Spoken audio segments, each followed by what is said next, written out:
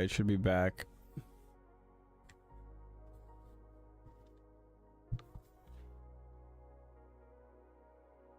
How does that sound?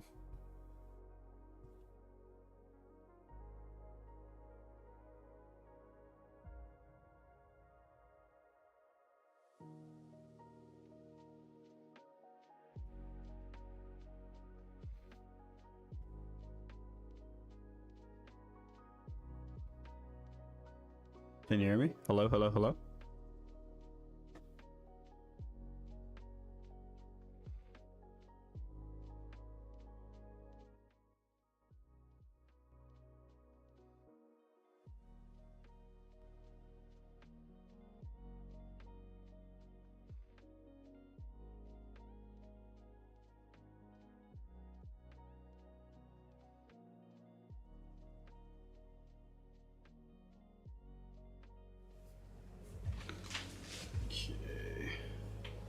Ooh. Why is the other camera not showing?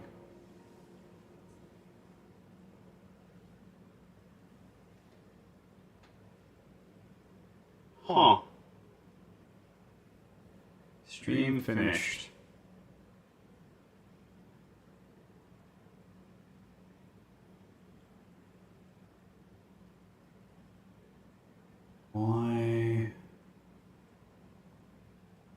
Why is it not Okay. Stream finished? What? Oh, okay, now I think it's... Okay, now it's showing up, but it's not showing the webcam?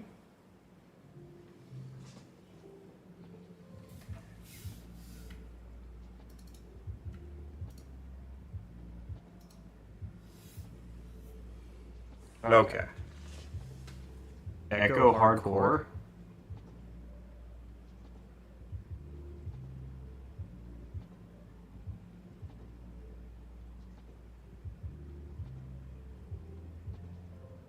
There's an echo?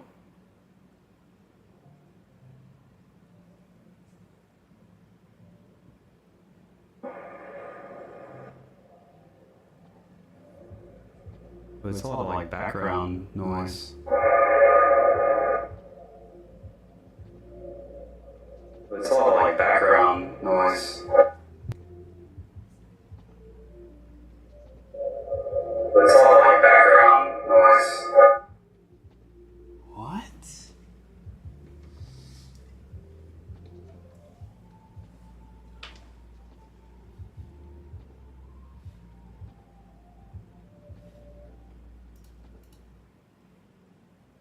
What the fuck?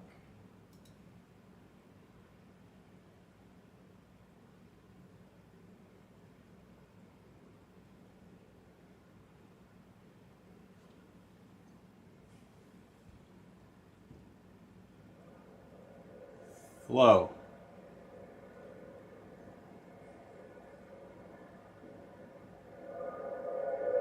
Flow. I have no idea what mic's picking me up. Flow. I have no idea what mic's picking me up. Flow. I have no idea what mic's picking me up.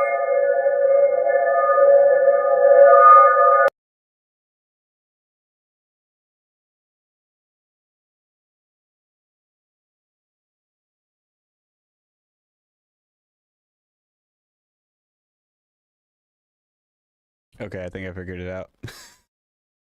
For my camera, because it's connected via HDMI, it was pulling the audio as well.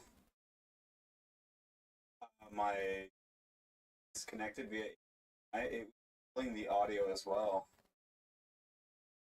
That's what that creepy noise was. That's what that creepy noise was.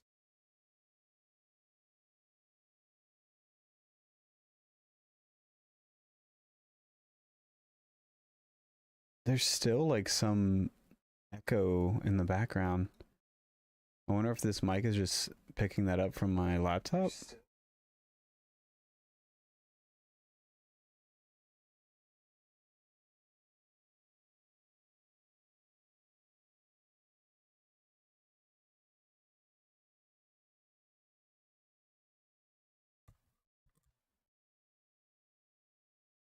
Okay, I'm muting the stream on my end.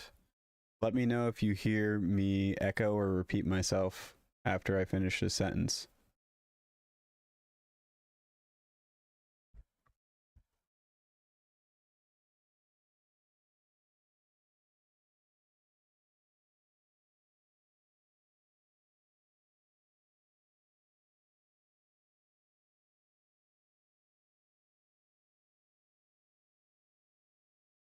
Okay.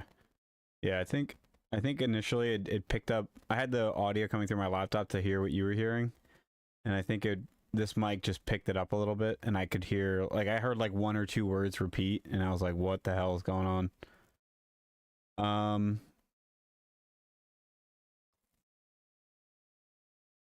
Okay. Last thing I want to check is the music.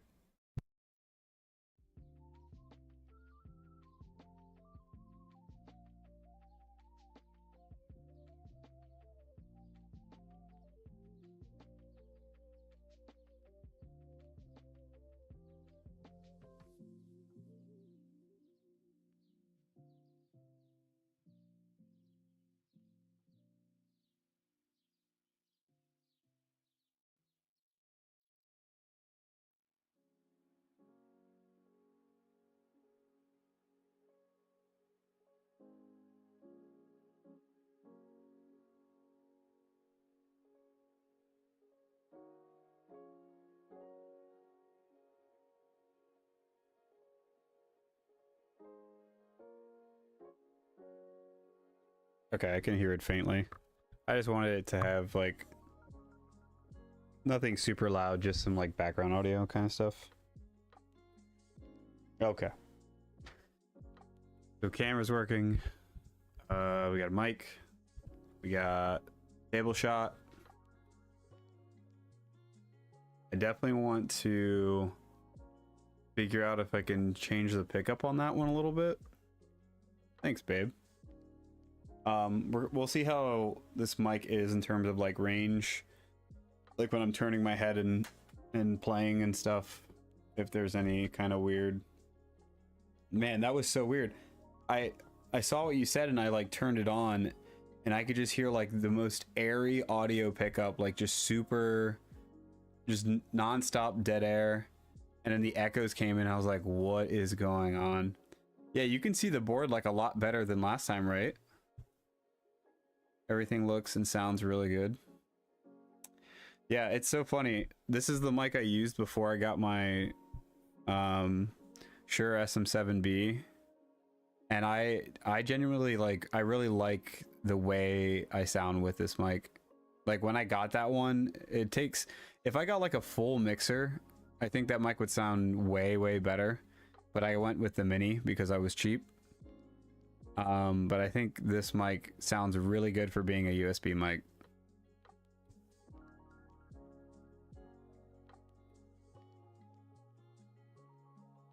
I have it on low latency as well, so it seems to be, there's still some latency, but it seems to be a little bit quicker.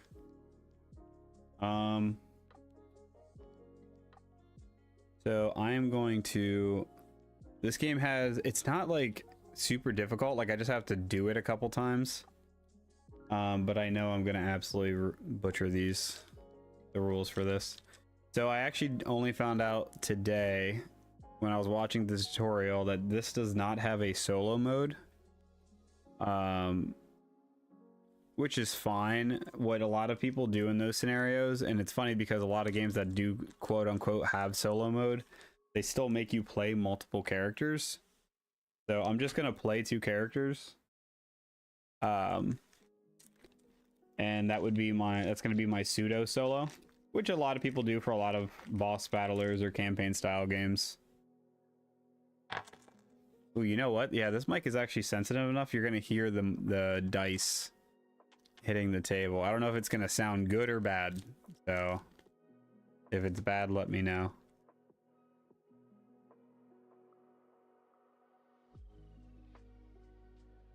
Glare staring at it from an angle here. Okay.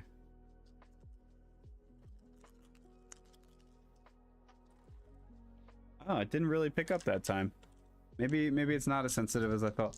I'll turn it. No, it's like super quiet. I thought you could hear that. It is weird, right? Like I think if I can get set up with that Rode mic, if I can find a way to sit the Rode mic on top of this so it's pointing straight down and you get like the like I'll be able to talk through that, I think, a lot better if it's closer like that. Oh, also, I just moved the mic back a little bit further and I can actually get my chair here now. So it's actually in a pretty good spot. And if I ever want to show, I should be able to.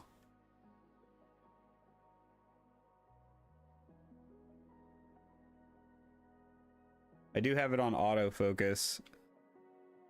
Yeah, me too. I'm kind of surprised that it's that it's not that sensitive.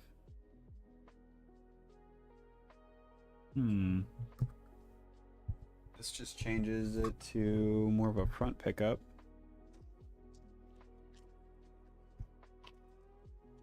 Yeah, I see it like almost pick it up and then it like cancels it out. So like the noise cancellation on this mic is hearing the dice and it's canceling it out, which is impressive and sad at the same time.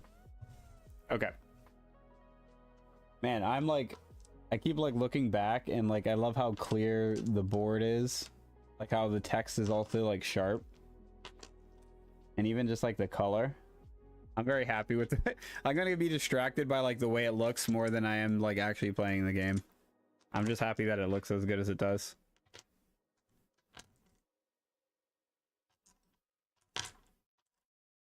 Like you can even see the dice. You can even see like the dice heads really well. Like whatever I'm rolling. Yeah, that's pretty good. That's pretty freaking good. Okay. So this is Vagrantsong. This is like a scenario based boss battler. All of the fights take place. You a professy now. That's what it feels like. It feels like I like when the quality starts to match, I don't like the effort or like the level of play that's going on. I don't know how to really describe it, but when I was like streaming games for the longest time, I wanted it to look and sound a certain way so much, because if something cool did happen or something exciting did happen, I wanted the quality to like match it and not be like, look at this amazing, I don't know, look at this amazing like set of like kills and Apex Legends, but like the quality looks like shit. And I like having like, you know, memories of this and it looks really good, so you can kind of like actually watch it and enjoy it. But yeah, so this is like a scenario based campaign style boss battler. All of the fights take place on a train, so this is meant to simulate different carts on a train, and the green circle is always going to be the boss of this run.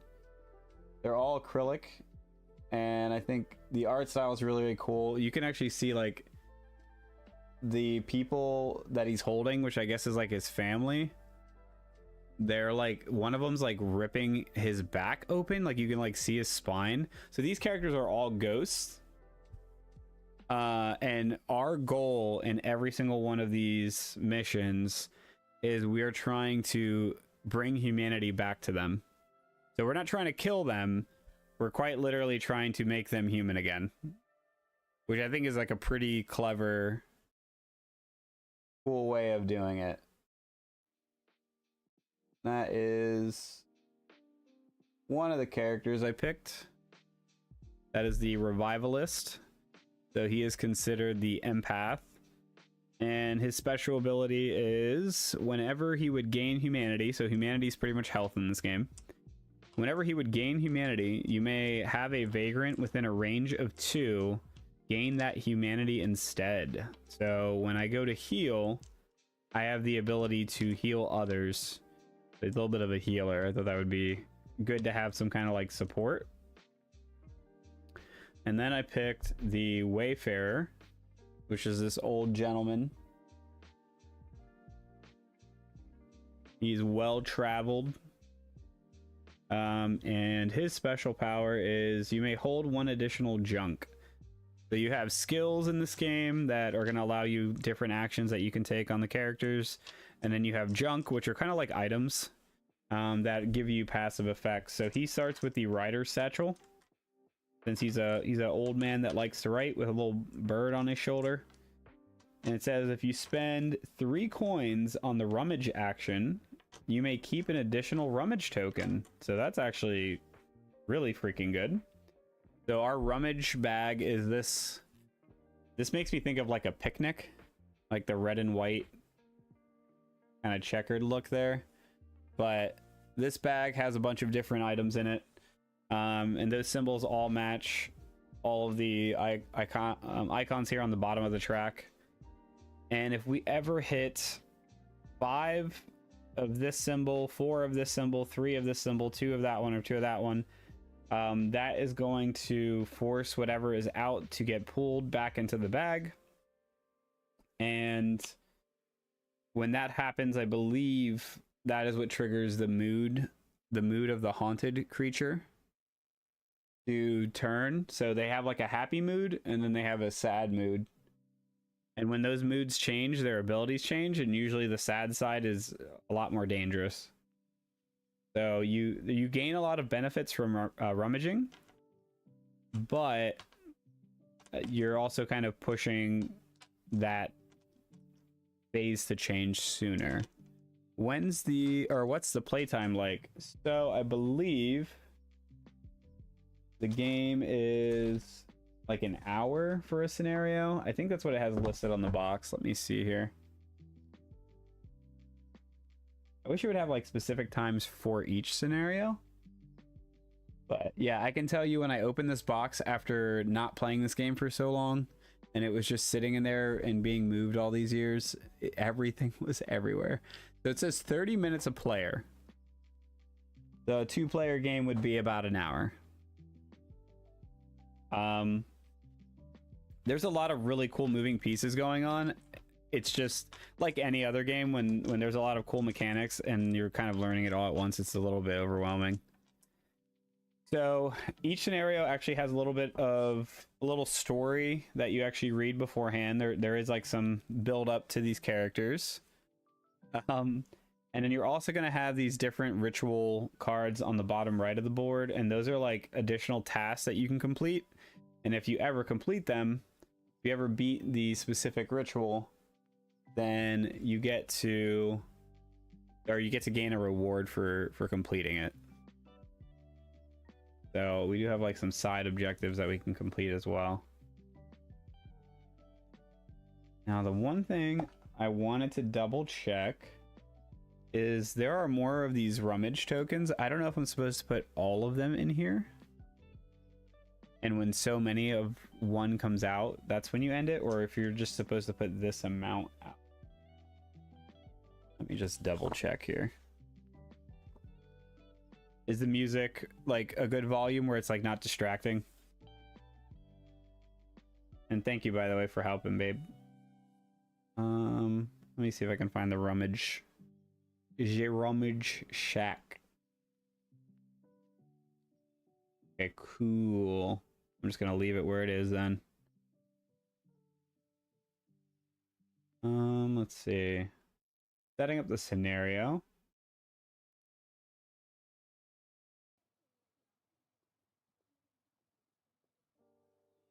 Where is the rummage?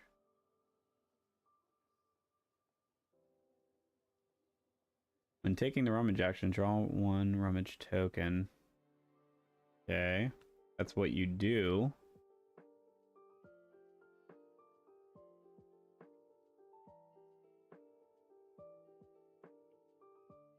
This is like, this rule book actually like explains and gives you examples of everything, which I think is pretty cool.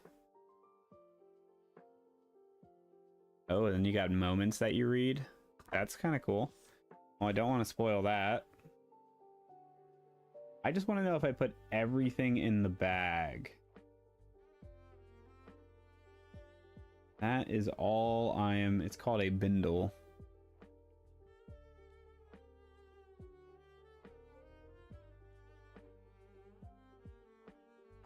Because I left some out because I put exactly what the number was down there, but now I'm thinking you're supposed to put them all in, and just whenever you reach those numbers you would stop pulling.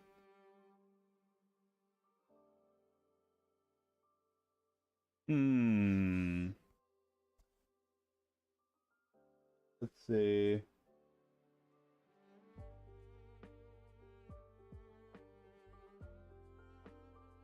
Yeah, see, this is like a lot of guides. Setting up scenario.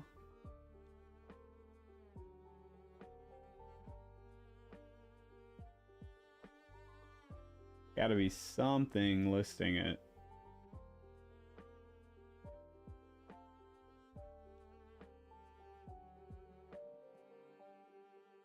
Rummage, page 15. I think that's just the page explaining it, right?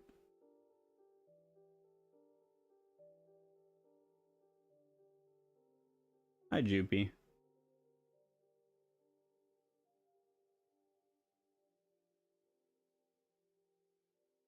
Oh, he's sitting on my chair.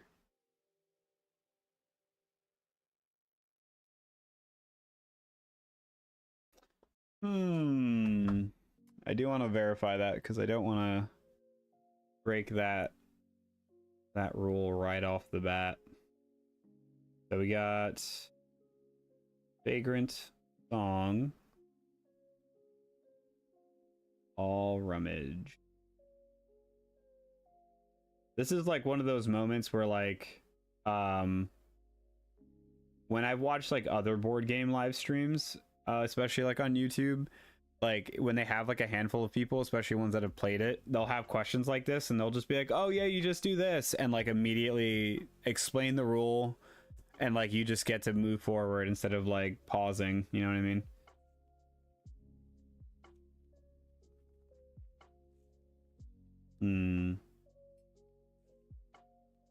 Okay, how do I set up the bindle for the first time?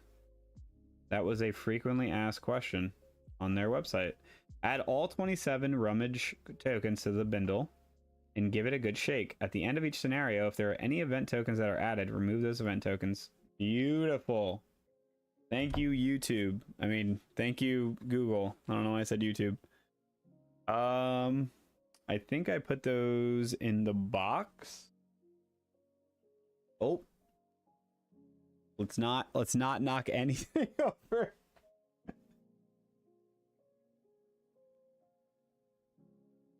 I lean back with my chair. Mistake number 1. Okay. There we go. We're gonna add all those guys. Give it a good shake. Is there like a heart symbol like TikTok? Because I keep seeing like hearts pop up and I'm guessing that's you. Thank you for the hearts, if it is.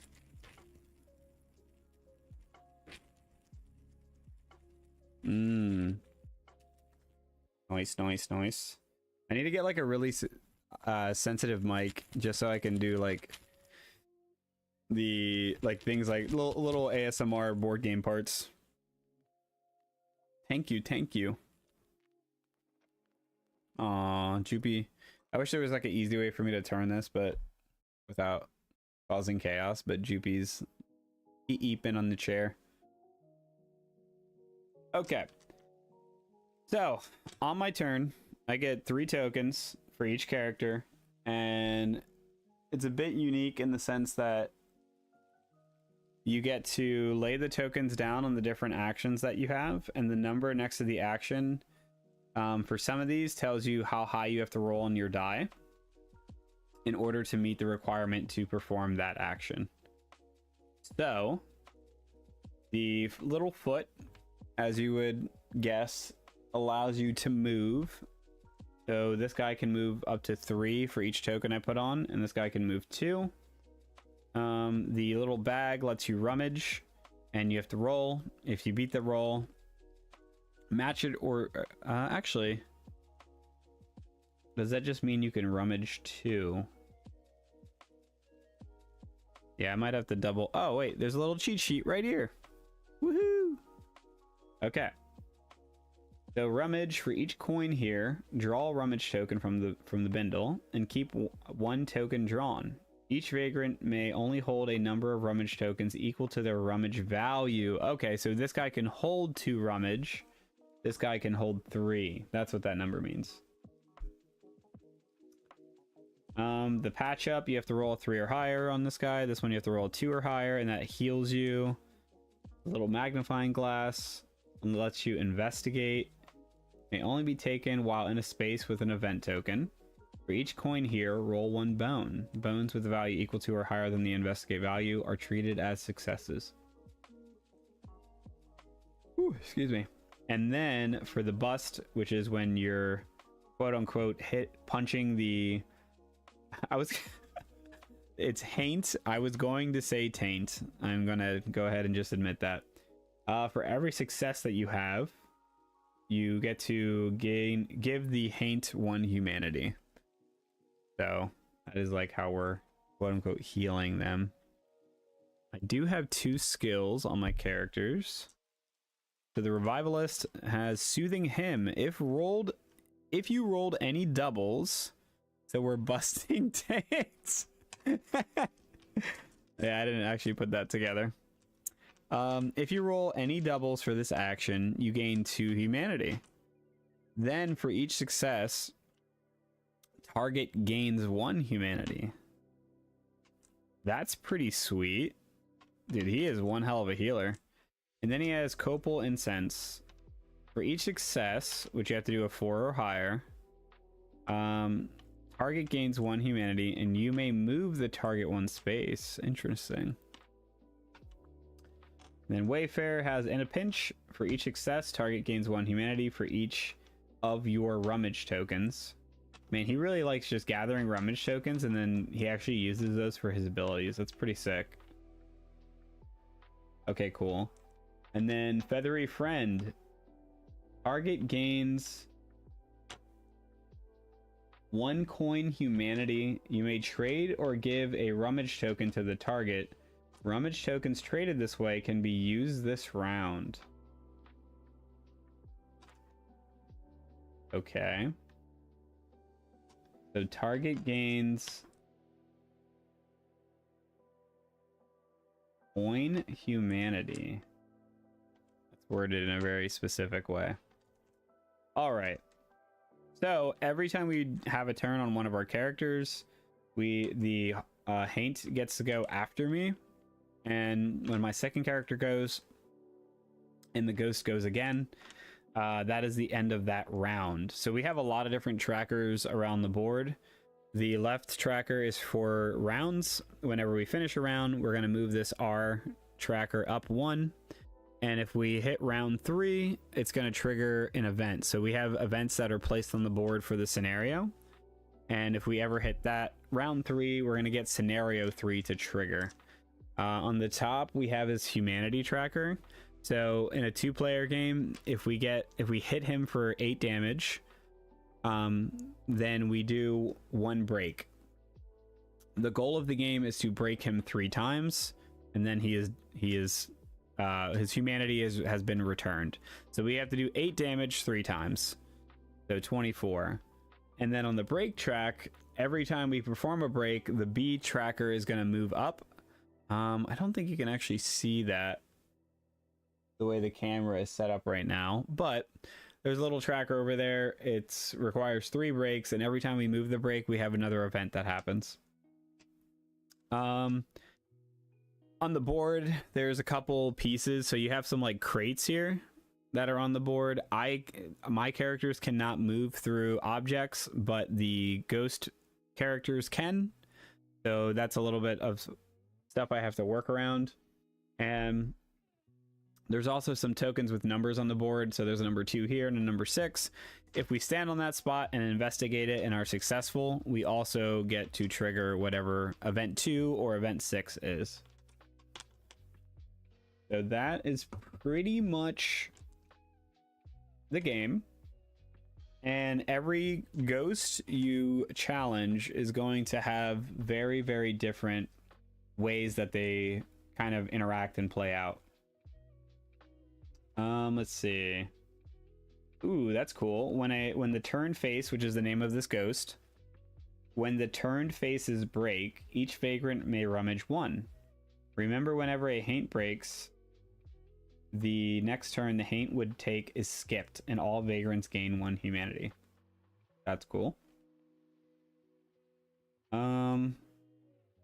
Okay. And then we have all their abilities here. And whenever it's the ghost turn, we're also going to rummage. And when we get one of these tokens out of the little baggie, it's going to match with one of the abilities on this sheet. And the ability is going to tell us what he's going to do.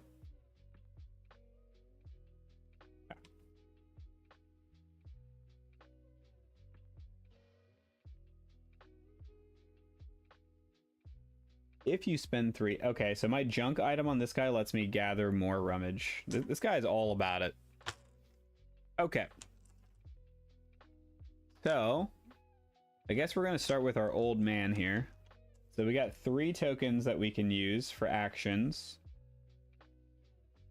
We have a move of 2, which would be 1 space away from the... Oh, you know what? We didn't read the little story bit. I'm skipping the best part. Okay.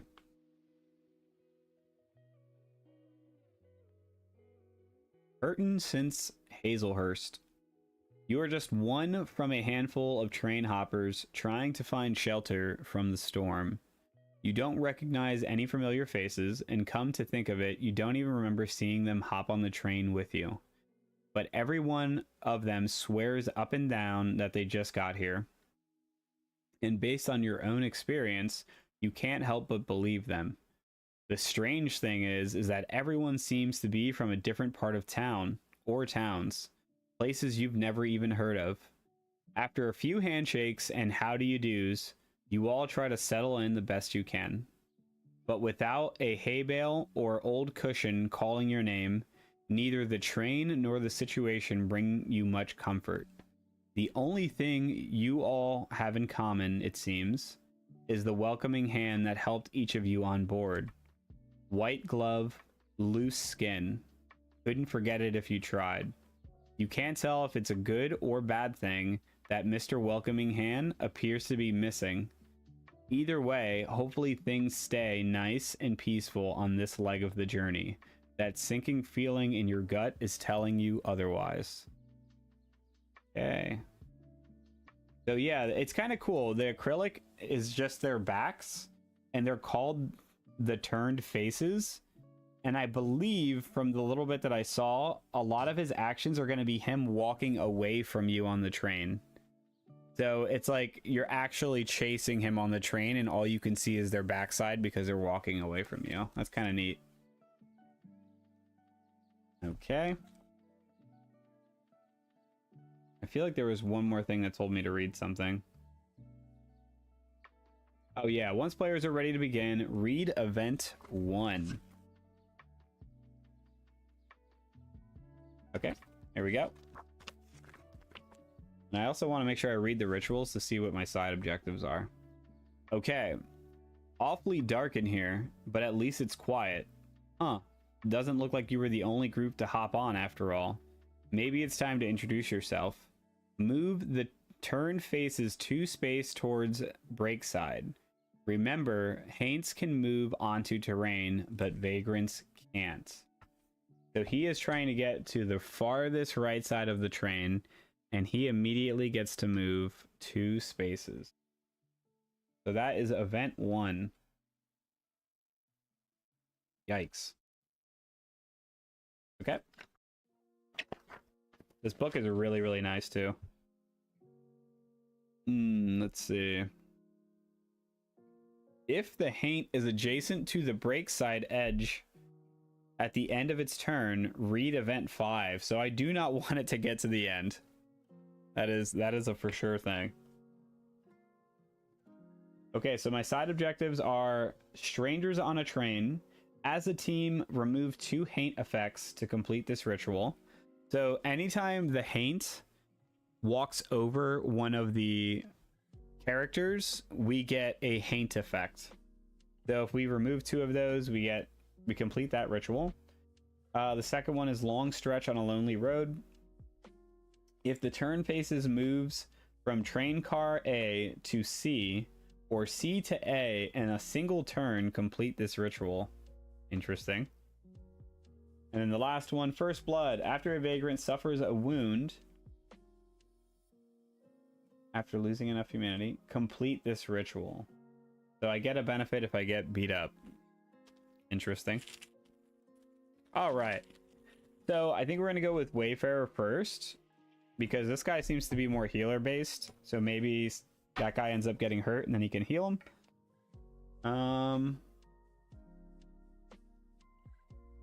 Man, he already moved so far away. And I do want to rummage, but I'm scared he's gonna get like really far away from me. I can also go for like an investigation.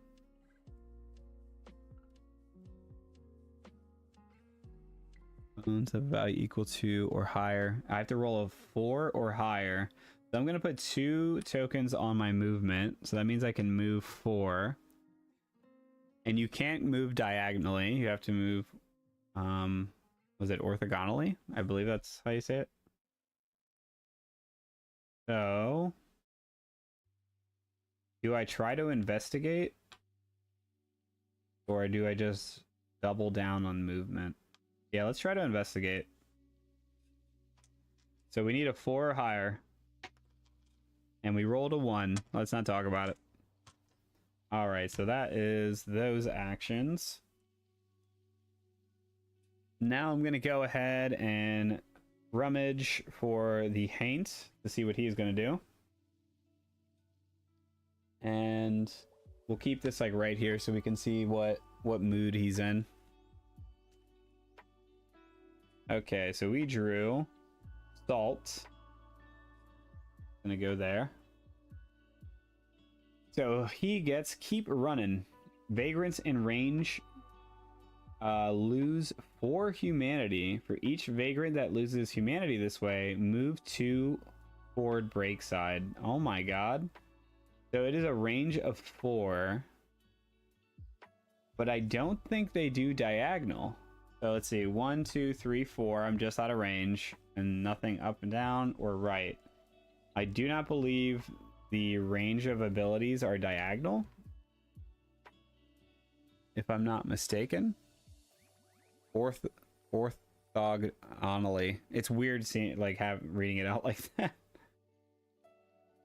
What is this? What is this? Ooh, cool.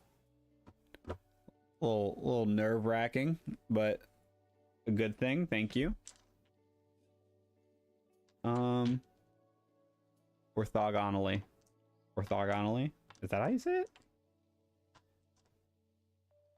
Okay.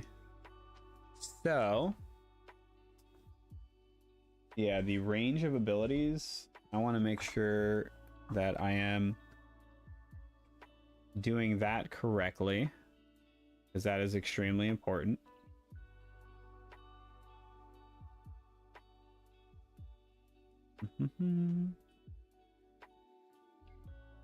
Bus.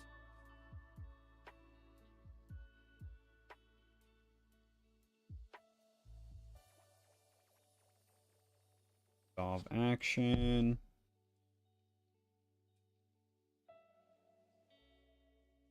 Okay. Ooh, that's actually really freaking cool.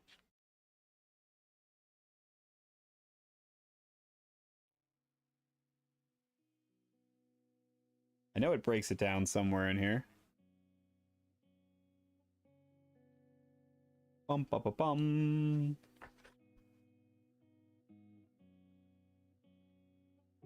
Okay, range value. Does it say anything about that?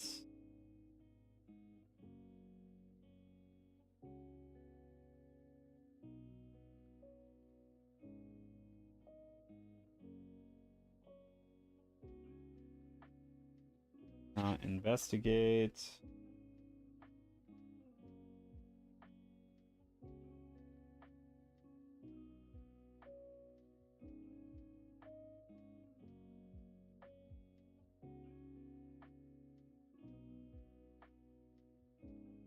I'm trying.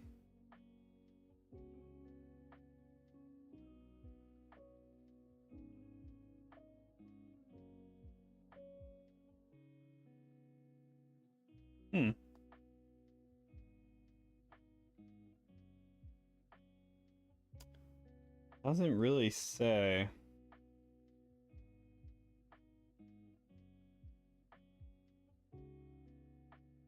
At least when I'm glancing very quickly.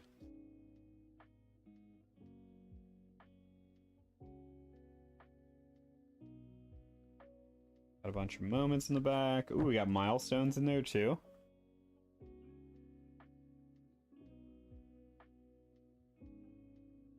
If a haint would move but is already in range of the target, the haint instead moves so that it haunts as many vagrants as possible, ending its move so that it remains in range. I understand.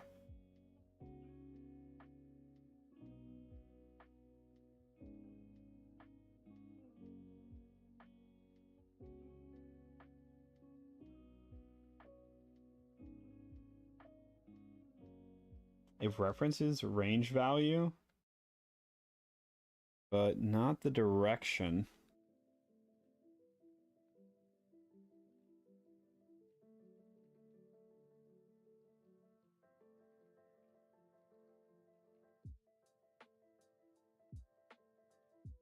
Ooh, this is actually, you know what, that's probably on the back of this. It is. Okay. You know what, we're gonna do a little quick Google search. Let's see. Vagrant song.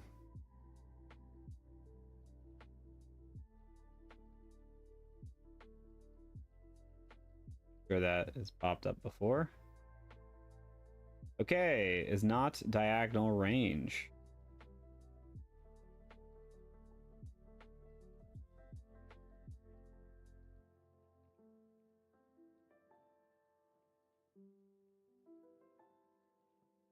Wow, this game's a lot older than I remember.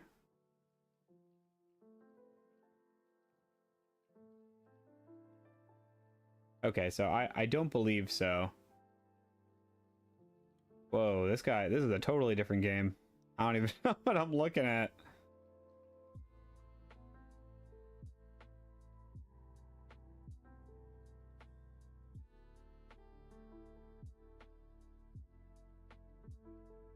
Hoping someone can help. Okay. Is it different from Vagrants and Haints? I would have naively thought a skill range 2 would have meant I can target a character either 1 or 2 spaces away.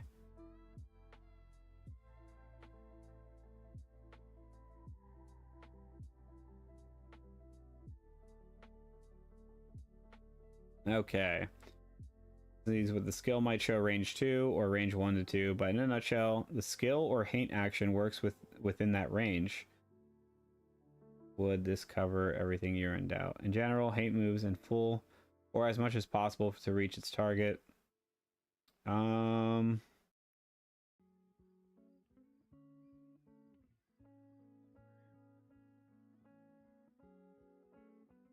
It seems to be unintentionally for it to not affect me because I'm too close.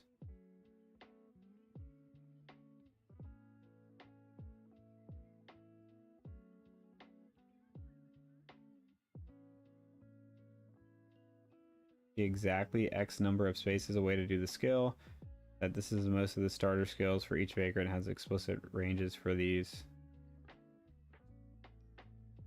I just want to know if it's diagonal or not.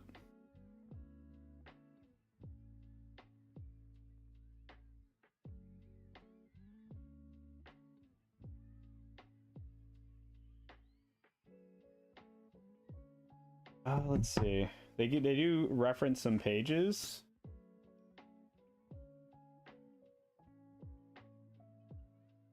Range: the number of spaces the target can be away from the target in order to attempt to perform the skill. A range of 0 means that the vagrant can target themselves.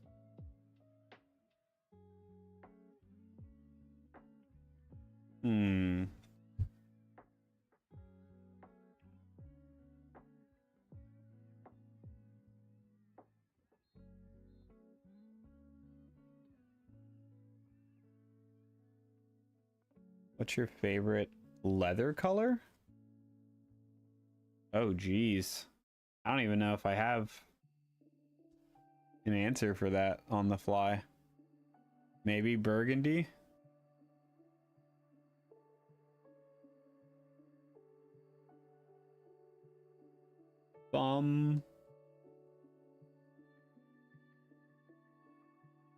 That's a tough one. What would yours be?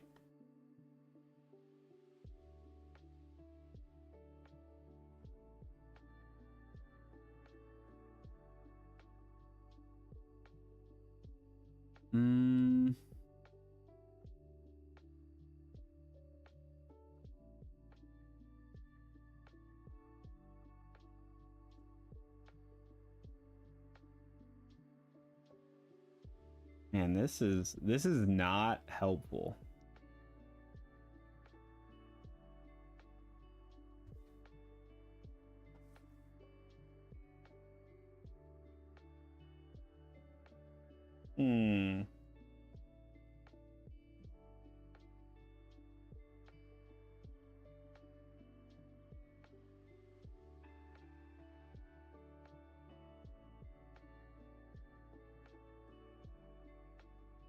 Wait. Send me something.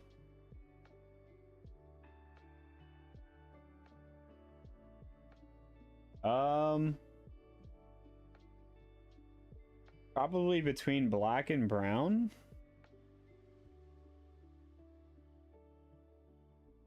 From those options.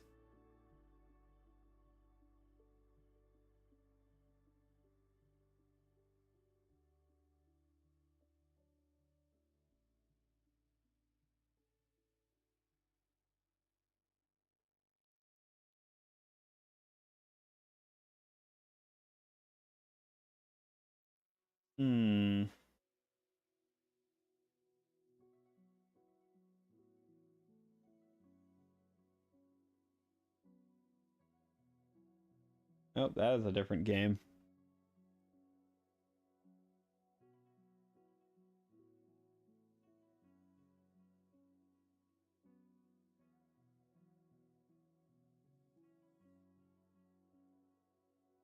Yeah, there's not much. This thing has a range of 4. So it's like that could be extremely important.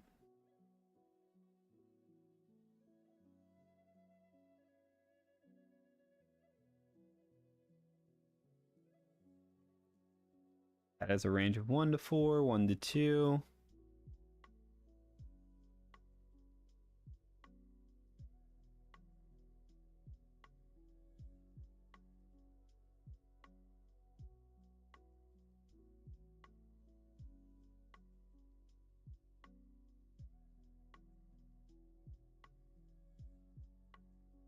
The range of a haint action is the area within which the haint can target a vagrant. Difference between the target furthest. Those are your favorite? That's a lot. Are you asking me?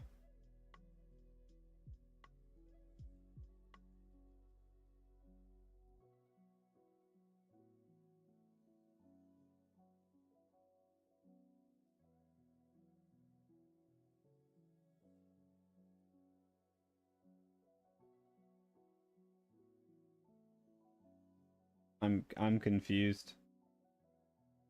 Oh, I see. Nice.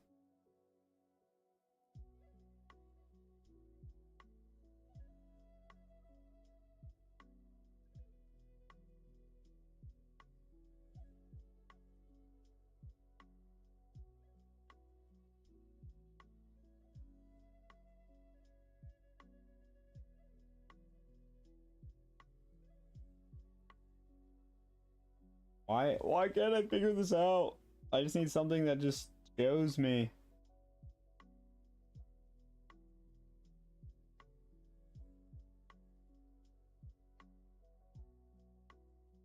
Okay.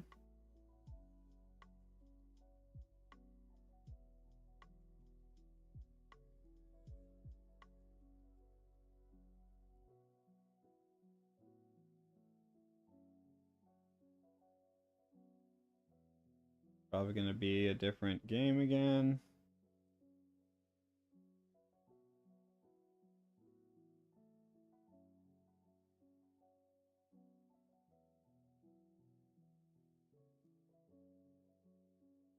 People are playing a totally different game. Oh my god. I just need like an example image.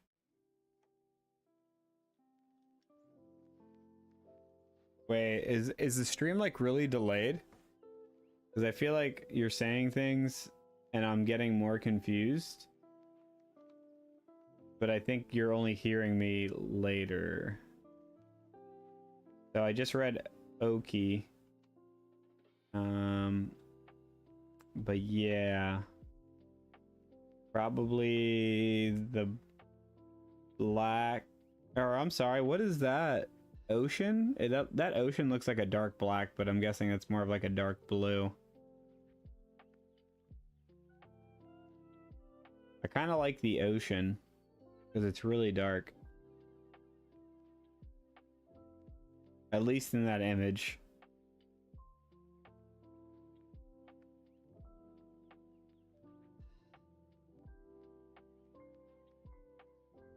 Oh boy.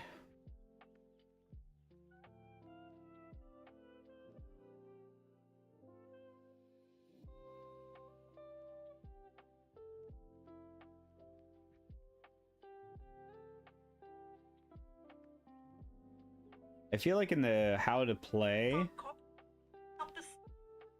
he references that.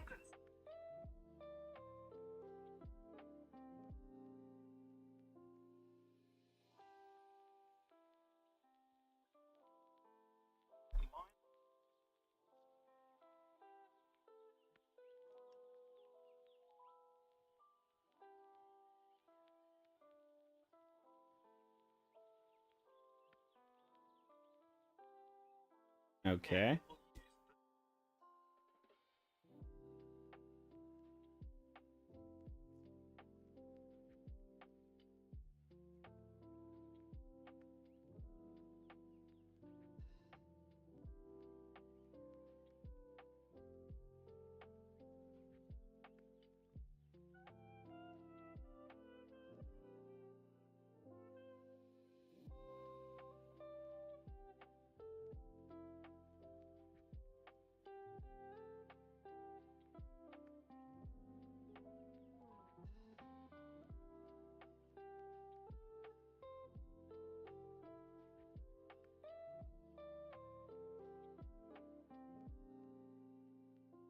I'm pretty sure it's not diagonal. This could be game breaking here. So yeah, I'm gonna assume that I spent much time there. Hopefully we're not wrong. But it is a range of 4. And there is nothing in range of 4 of it. So it does not trigger that. And because of that, it will not move 2 towards the break side.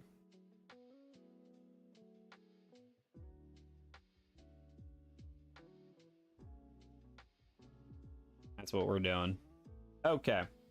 So now we're all over to our revivalist. Let's see what we got here.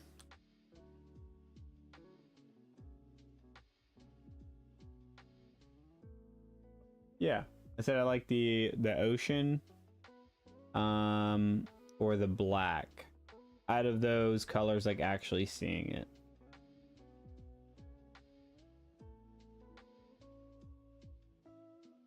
Wait, I feel like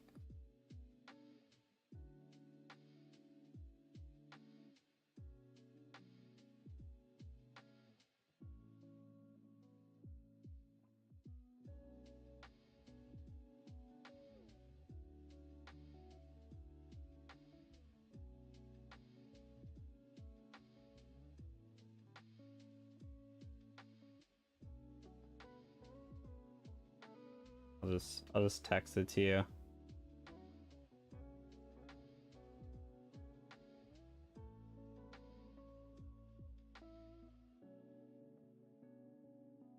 Okay. All right. All right, so now we're going to decide what we want to do here. I could help force move. I think we're just going to do at least 2 movement here. So 1, 2, 3. 1, 2, 3. And then we're going to try to bust. So we only get to roll 1 here because we only used 1 token on it. But if we get a 6, and we also could go for rummage. We got a 5. Unfortunate. So if we ever do roll a 6, we do get to re-roll that die again. And if we keep rolling 6s, we just get to stack those successes, which would be awesome. Okay. So now it's going to be his turn again.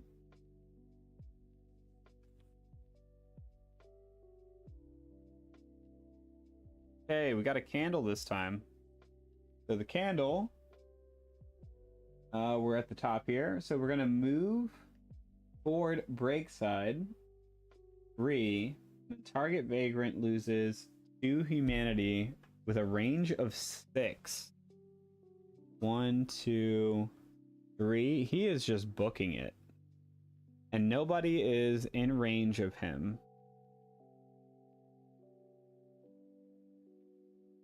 As far as I'm aware.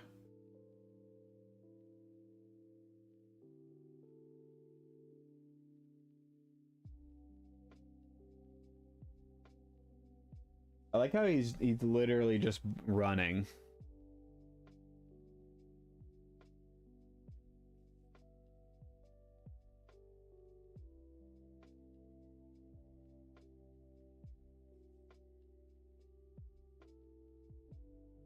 Is the distance one character may target another character. Vagrant's action has a range value. Count the number of spaces between the character attempting the action and the target, starting with the space adjacent to the character attempting the action and ending on the space of the target.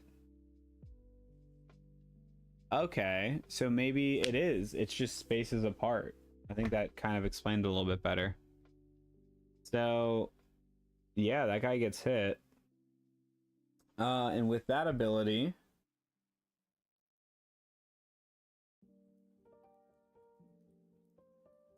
target vagrant.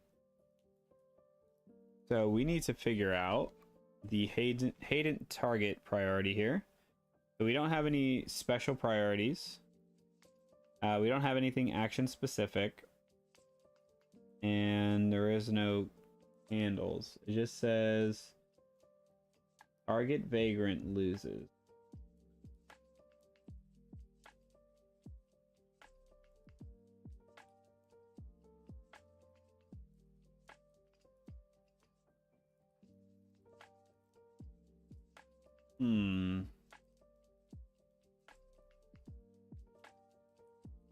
It just says target vagrant.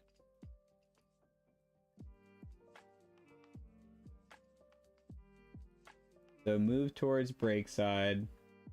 Target vagrant loses 2 humanity. So I guess it would just be the closest. So he's down to 8. I believe. Okay, and now we are on round 2. So we get to go again.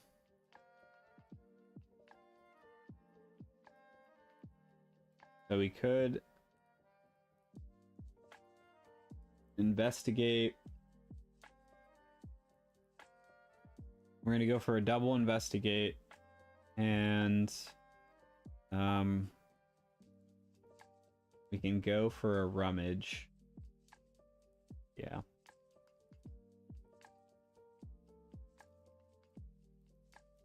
Okay, so let's go ahead and roll for our investigate.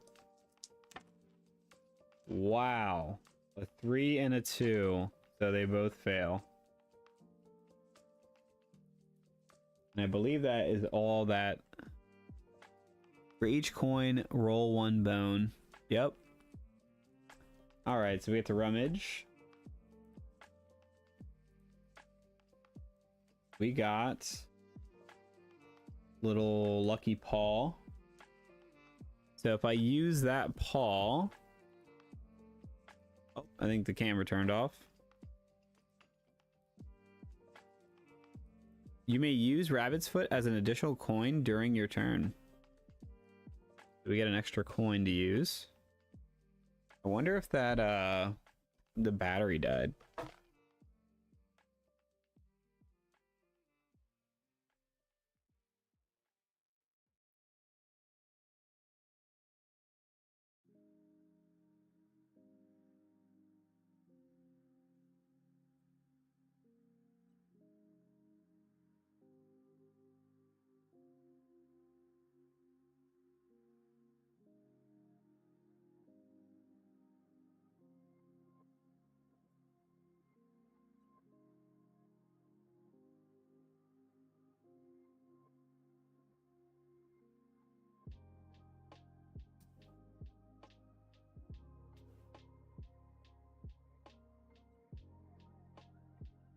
Oh, it yeah, it definitely did.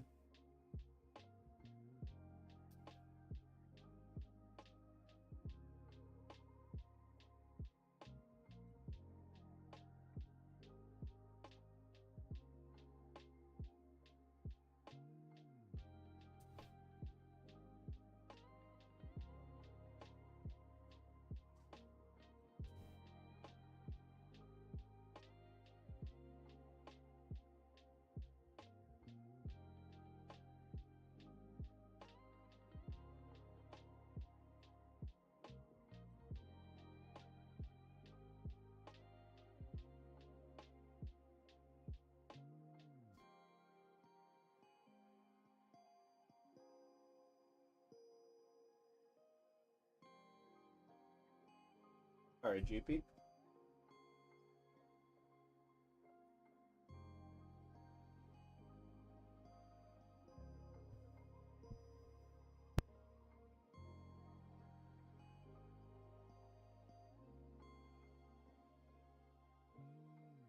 All right. We got the plug-in battery going on. Forgot to do that. Battery just died. Temperature was actually pretty good. Okay. So we failed those, but we did get this little lucky guy. So now he can hold up to 3 rummage. So he's vibing. He's just going to hold on to that for now.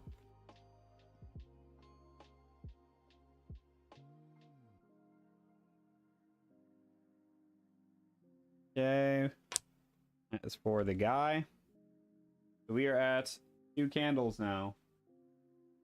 He's going to do the same thing. He's going to move 3. 1, 2, 3. And 1, 2, 3, 4, 5, 6. I'm out of range, so I don't take the damage. And now we're going to go over to our healer here. So gains 1 humanity, and you may move. Okay, so that's more of a heal teammate kind of skill. Soothing him. If rolled doubles,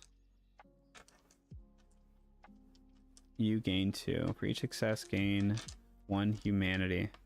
So I could go for a heal, but I think I'm gonna go. Wow, he's like running away so fast, and with my movement, I wouldn't be able to get to the investigation token quick enough. So I think we're gonna soothing him, and then we're also gonna rummage as well. So we get to roll 2. If we get doubles here, Oh wait. It's a range of 1 to 2, so I actually can't heal myself with that. It has to be a range of 0. You gain 2. For each success, target gains. Oh, so it's like I actually target the haunt, it says. So I would be giving the haunt humanity. And I could also end up healing myself with that.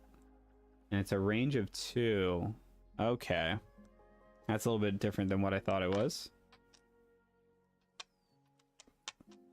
Okay, so I don't really have a lot of self heals. I could heal with my little basic action down here.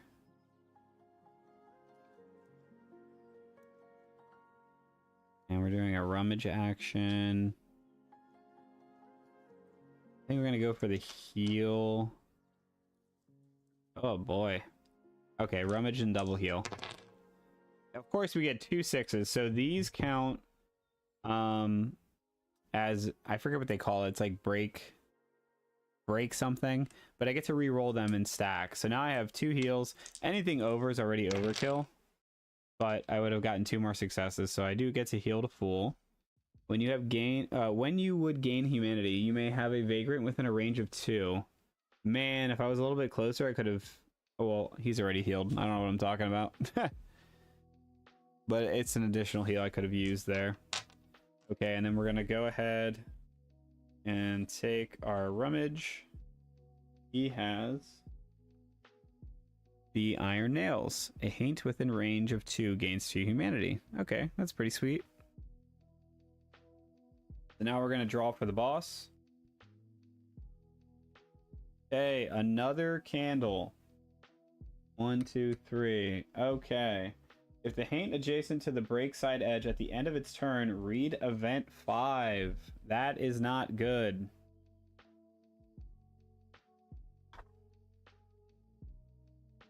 Hi, Jupies. If there are no cycle effects for this mood, cycle normally.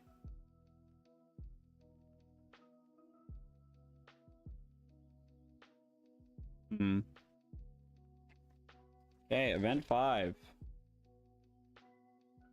Can't they see? There's no door there. Change the turn face's mood to but not alone. When the turn faces immediately performs its rabbit foot action on the yonder.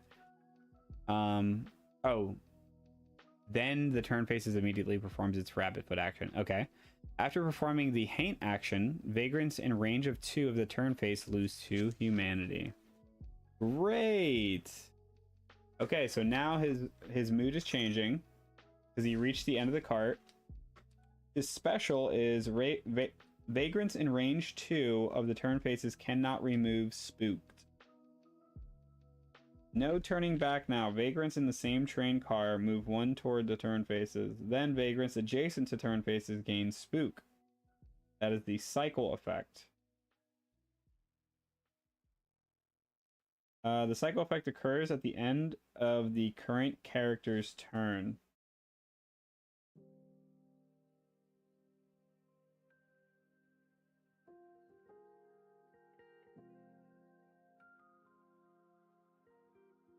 So the cycle effect occurs at the end of the current character's turn.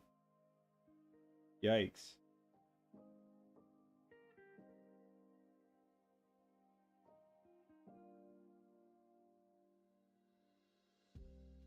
Okay, so welcome back. On the yonder, it says it targets the furthest vagrant. Move to the furthest adjacent space of the target, haunting any vagrants in the most immediate path toward them. Move to the furthest adjacent space of the target.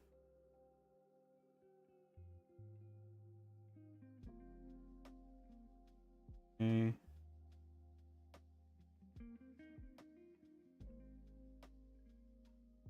Like that? That's so weird. Move to the furthest adjacent space of the target. What? Okay, so Goose bumped. Did we get a sub? I know I did. I subbed myself, but I did see we have 3, so I can check after this.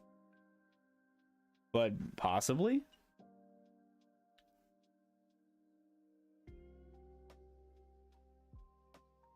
Because that would be sweet. Okay, so Spooked is gonna go on. Yeah, heck yeah. Okay, if you end your turn in range 2 of the turned faces, lose 2 humanity. To remove Spooked, discard Assault. That move is very weird. Target the furthest Vagrant. Move to the furthest adjacent space of the target, haunting any vagrants in the most immediate path toward them. Okay. Sure. So that would go there.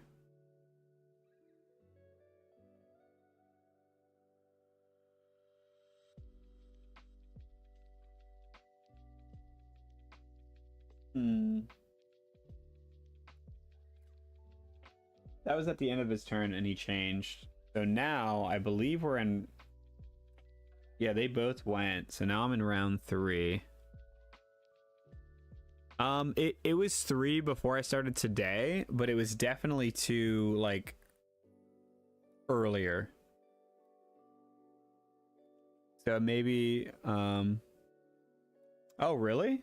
Heck yeah, dude. What the hell? So let me go ahead and read event 3. I am not doing great on this. If you hear something behind you, a heavy thud, or you hear something behind you, a heavy thud, and then a slow drag. Things fall from the top of the train cars all the time, right? Place event 4 on any open space adjacent to the round side in train car A, then remove event 3. So place event 4 on any open space adjacent to the round side. Oh, so rounds. I see. Okay. So that could be helpful. Possibly.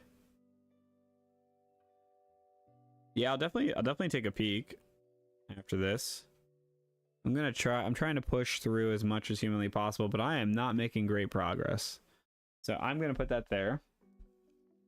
And yeah, we're on round 3. So now we can kind of work our way back towards that. We are spooked on our Wayfarer now, and we can't remove spooked unless we are more than 2 spaces away from the haint. So we're not in a great spot.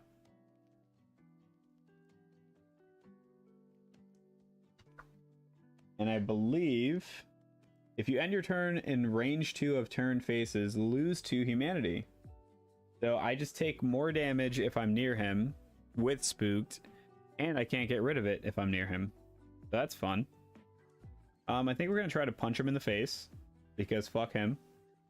And then we also have our lucky foot, which acts as another coin. So let's go for a double punch.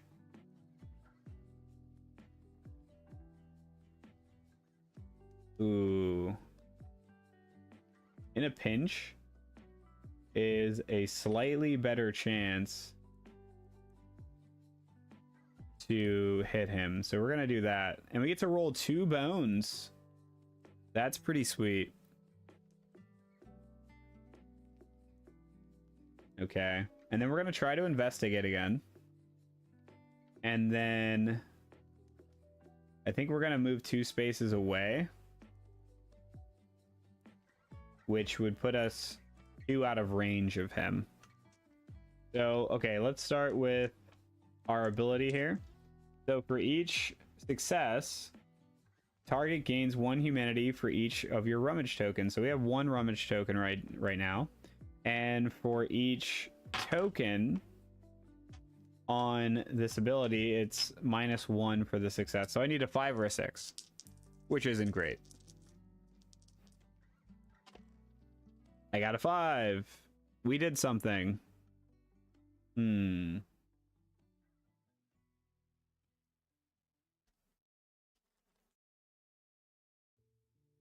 Forgot there's a giant heart to track the health. I definitely need to... I need to like learn these games earlier in the day or something, because it is a lot harder to try to learn it on the fly. All right, so we did 1 damage to him. That's our first success.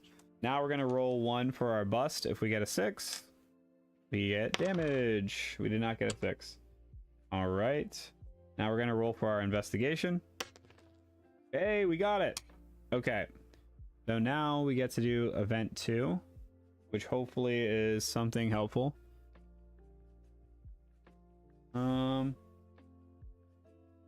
Oh, he moved from C to B. If I would have been further back and he would have moved from C to A, I would have completed the second ritual. Okay. So, what was that, event 2?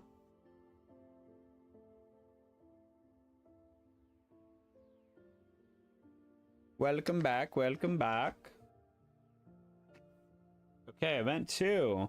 Looks like they left something behind. What kind of traveling tramp starts shedding all their things? Okay, so we're gonna investigate. So whatever it is, it doesn't look worth picking up. Nothing happens. Keep event 2 on the train board. But we actually did succeed. So, oh well, this sure looks useful. Rummage 2. Only keep 1 of the tokens rummaged this way, but you may give the other rummage token drawn to any other vagrant.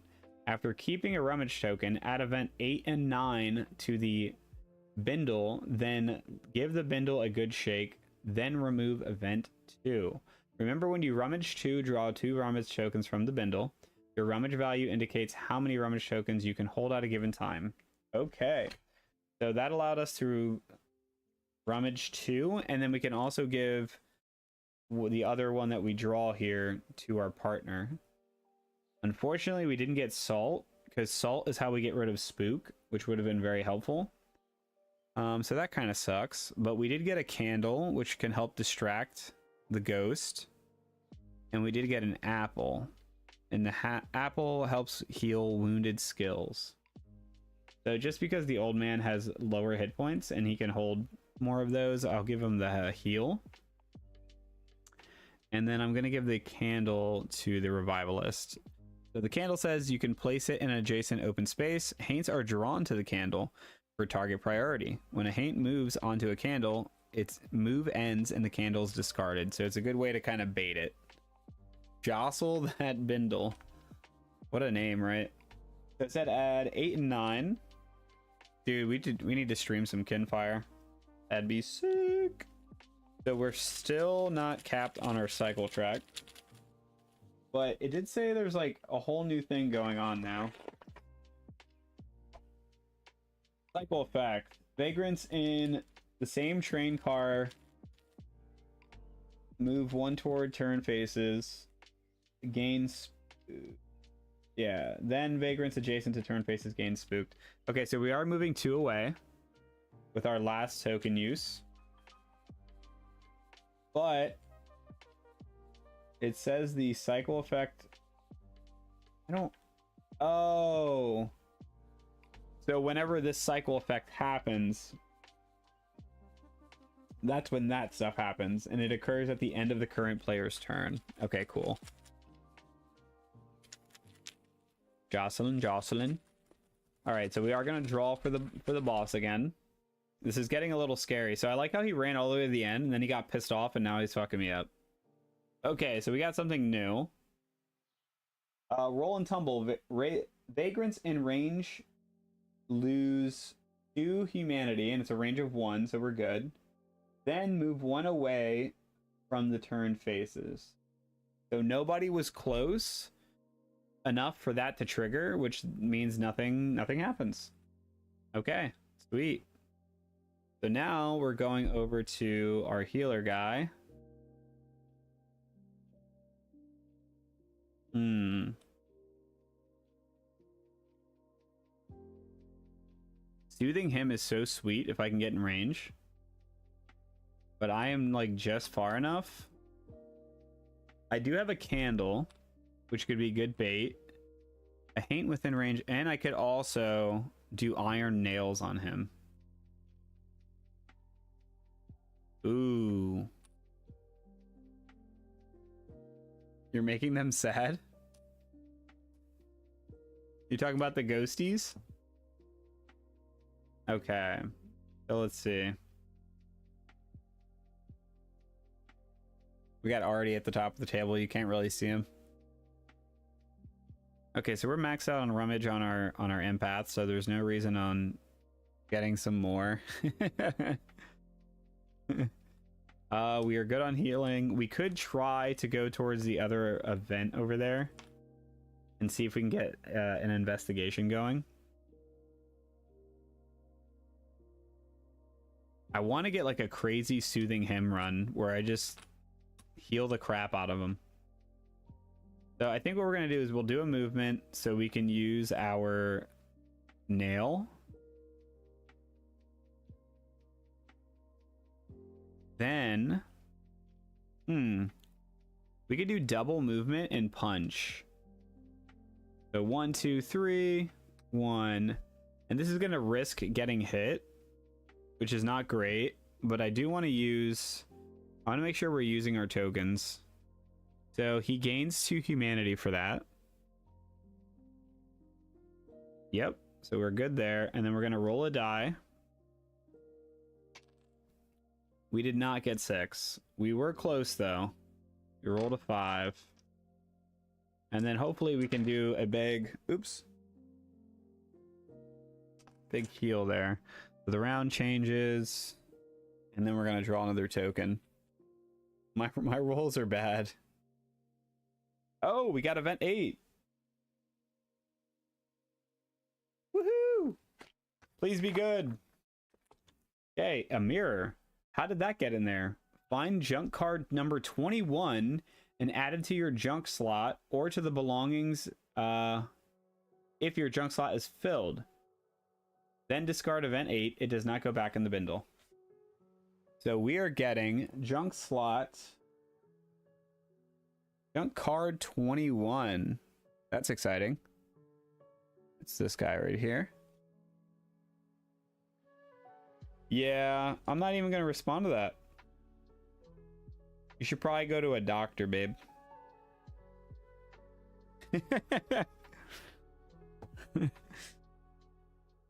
Okay, so we got the busted mirror.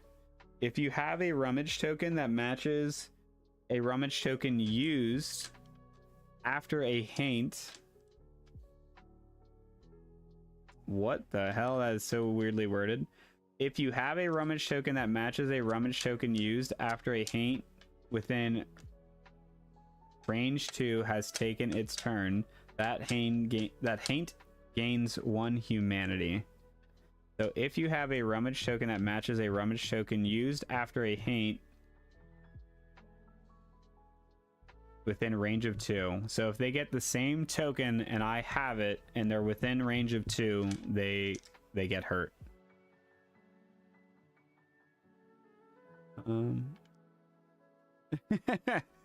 Because you don't know what that means. So this guy's gonna go up here. That's kind of risky business. So now the bad guy's gonna go. Please be a candle. Nope, it's an apple. So apple, uphill ride and slow goodbye. Vagrant in the same train car move 3 towards round side and lose 3 humanity, and we're all in the same car. Bruh. 1, 2, 3. 1, 2, 3. I can't end on him. Yeah, so it just has to be that. And they each lose 3. Holy shit. He's down to 5. And he is down to 7. That's not good. Okay. Old man time. Let's see what we got here. We can heal a wound. I don't think we can rummage anymore. He's getting hurt though.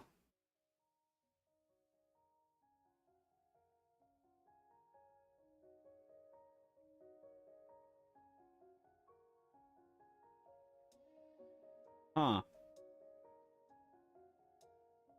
Like I kind of want to go for like the double punch. Is there anything that like makes my punches better? Because this is rough. Yeah, you know what? I think I'm gonna triple rummage because for every rummage I have, it makes my other abilities more effective. Like I'm all about having as much as possible.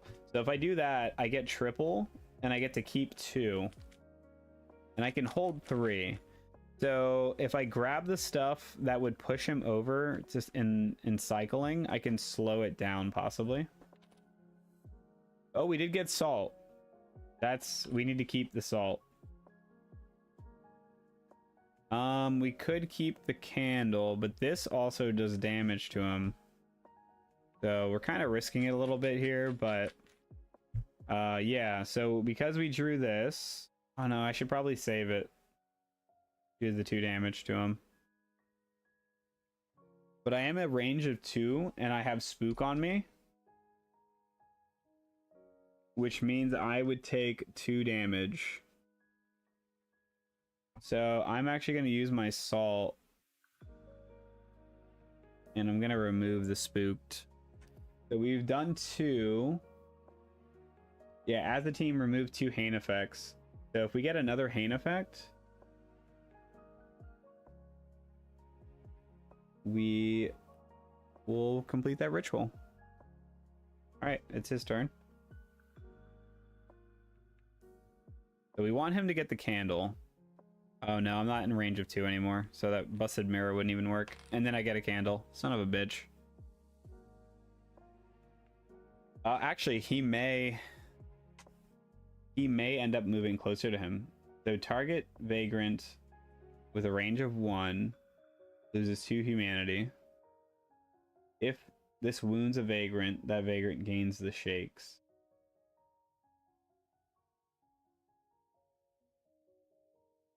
I don't know how exactly that... It doesn't say when to move, so I'm guessing he moves first. He's gonna do special priority, action specific, don't have that. Candles, hurt Vagrant, which is both of them. Nearby Vagrant, so he's gonna go for Old Man Jeeves. So he's gonna do 1, 2, 3. And if they ever walk through, you get haunted. So haunted says haunted effect is goosebumped. Lose 1 humanity. Bro, he's getting ruined. And then he causes 2 more. So this guy is at 2 health right now. That's not great. Oh boy.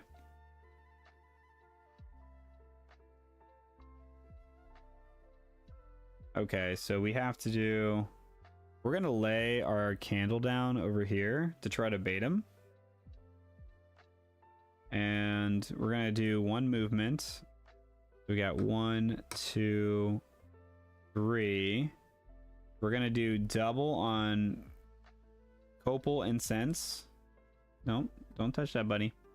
Which allows us to roll 1 bones, or so 1 dice for each token we used on it. If we get a 4 or higher for each success, target gains 1 humanity and you may move the target 1 space. So I'm going to try to heal the old man and move him away. Wow, I rolled dog shit. That sucks. So I don't get to do anything. That's pretty cool. I think things are just about to get worse. So he got candle. And oh, you know what? Cycle was actually full.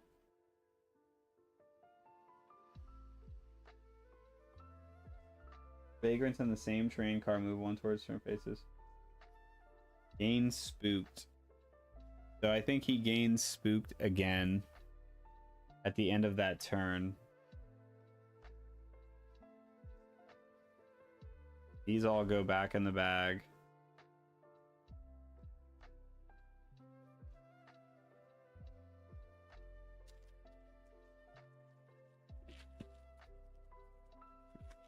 Okay. And then that would have been his turn.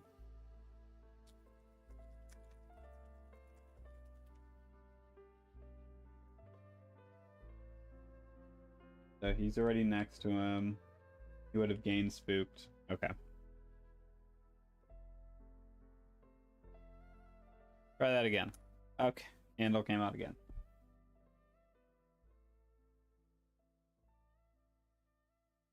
Oh no. Oh no. Old man Janky's got wounded. So he's gonna lose that. After a Vagrant suffers a wound, complete this ritual. We're getting kind of trash here. The turn faces gained 5 humanity. Wow, that's exactly enough. So he's going to go to 8, which will reset to 0. Gain 1 coin to use during the camp phase. I don't even know what that means, but okay. So we hit a break, which activated event 7.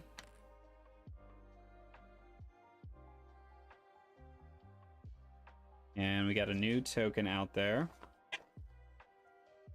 The whole damn train starts to shake like a wet dog. This can't be good. Each Vagrant rolls 1 bone and resolves the effect based on the value rolled. Okay. I'm gonna roll for the Wayfarer. Great. He gains spooked. He already has it. You can't gain it again. Awesome. Now I'm gonna roll for the Empath. I literally got spooked again. I'm done. I'm done. My rolls are literal trash. Would end due to the edge of a train. Okay. When a haint breaks, oh yeah, we get to skip the next haint turn. And we all regain 1 humanity.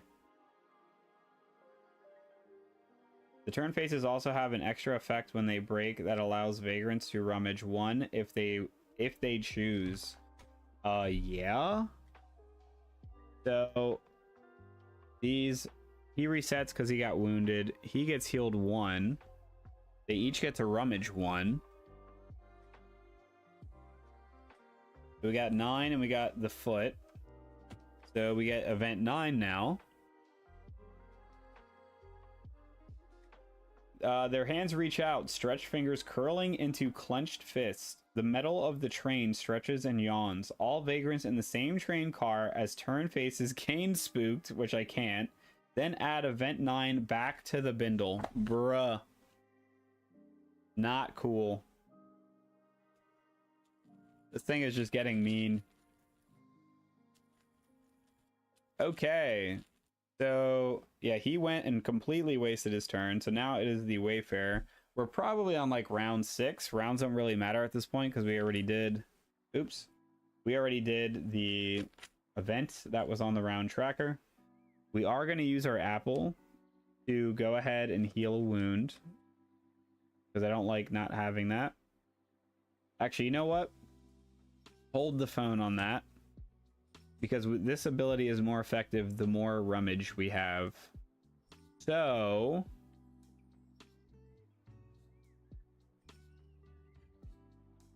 we don't get more bones, but we reduce the success chance that we need. Okay, so we're just gonna go crazy here, I think. We can make it a 3. And then you gain 1 humanity for each of your rummage tokens, so he would gain 2 for each success out of 2 die, or we can make it 4. Oh, that's tough. Because I kind of want to rummage again as well to increase that. So yeah, you know what we're going to do? We're going to rummage 1. So we get another token here. We're gonna hope for salt, because then we can get rid of spooked, and then that would complete our other ritual. We did not get salt, but we got big dammy. So we're going full ham. We get to roll 2 bones. If we roll a 4 or higher on either of them, he takes 3 humanity for each success. So this could be 6 damage right now, which would be absolutely insane. Like, Wayfarer would be pumping. Oh, let's go! Double success. Hell yes. So we hit him for 6. That's like best case scenario right there. And then the thing that I'm wondering is if I can use my rummage tokens whenever I want. I think so. Bum, bum, ba, da, da, da, da.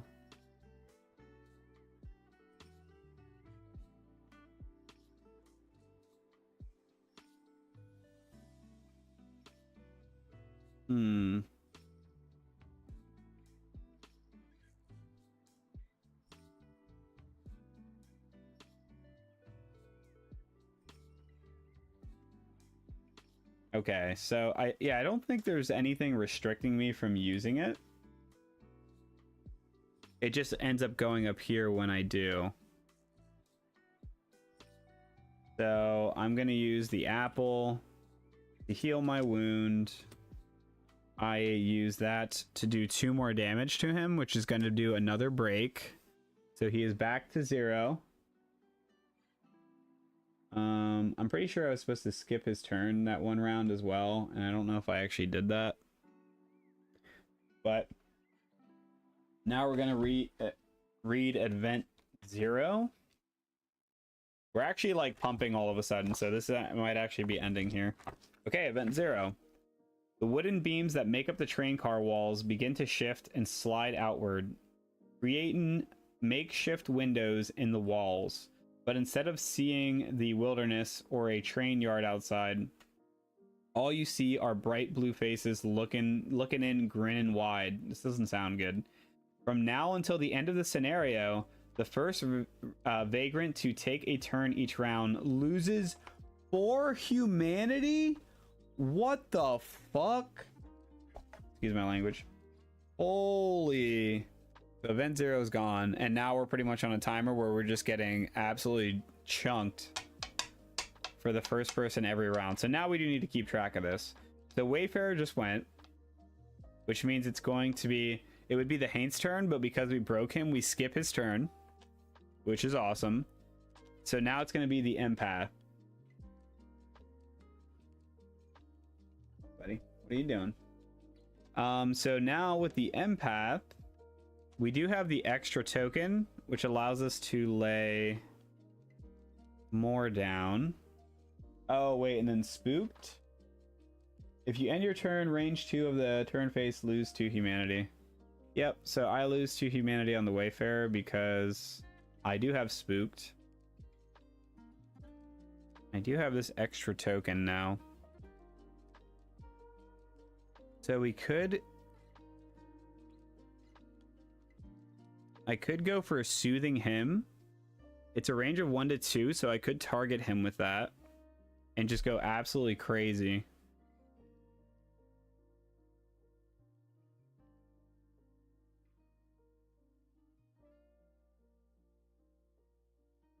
Oh man, I could go so ham, or I could also get a single rummage.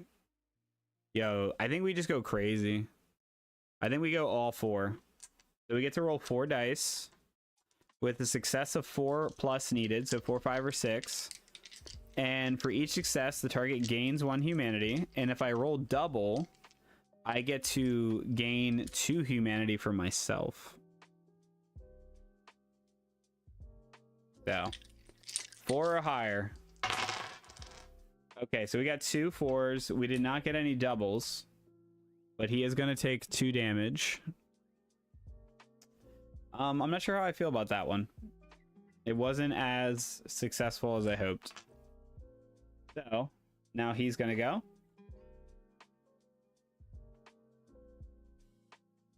All right. So we got nails. Still on the downside here. Vagrants in range lose 2 humanity, then move 1 away from the turn face. So he's gonna move 2. 1, 2. That would do goosebumps. So he loses 1. And then Vagrant in range of 1 lose 2 humanity, then move 1 away from turn face. So dude, the old guy is just getting trashed. Okay, so now, bro, I think he's dead again. Because now he starts the new round. And the new effect for event 0 was the Vagrant that starts the round loses 4 humanity. Yeah, the first Vagrant to take a turn each round. Bruh. So he gets wounded. I'm gonna flip that over.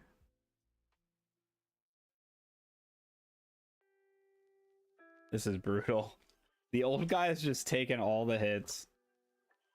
I feel like I might be like doing that wrong somehow. I need to watch like a playthrough, like not really a how to play, but like a playthrough just to see how they're going about all of this. So I guess my question now is when you get wounded like that,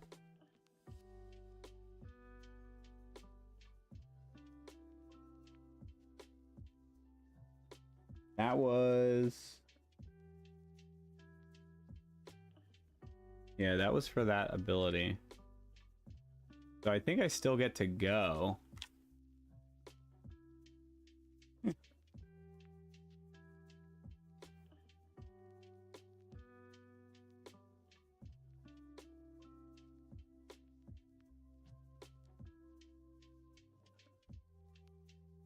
Yeah, I think I do. We're just gonna continue. So I need salt. And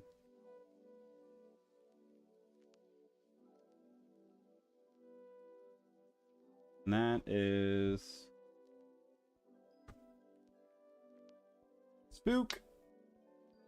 If you end your turn in range of 2. Okay, so that's if I end my turn. Okay. So what do we do with this guy now? Can't use in a pinch again because I used it last turn. You can't use abilities in 2 consecutive turns. I want to go crazy with the rummage again, but I need to move away from him, unfortunately. So we're gonna move first. And 2. And then we're gonna double rummage. So we get 2 tokens and we get to keep 1. We did get the candle, but we could also just go, I think we just go damage here. Like we're just trying to end this. So that goes back in.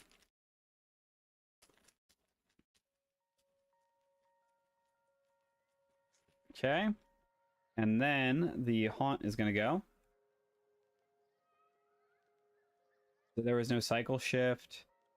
I am not within 2 spaces. I think we're okay right now. So we got this one again.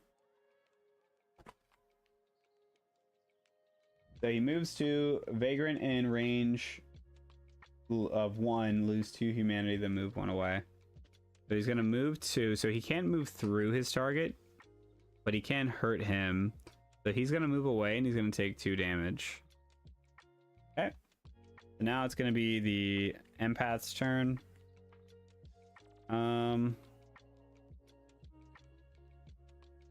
Oh man. We could go for Copal Incense.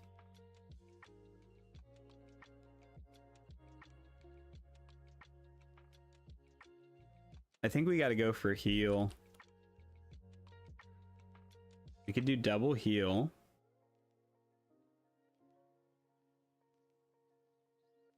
Oh, we also have the candle.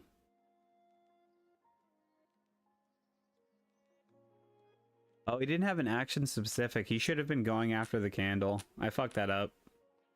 That's okay. Well, I definitely messed that up. Hard mode.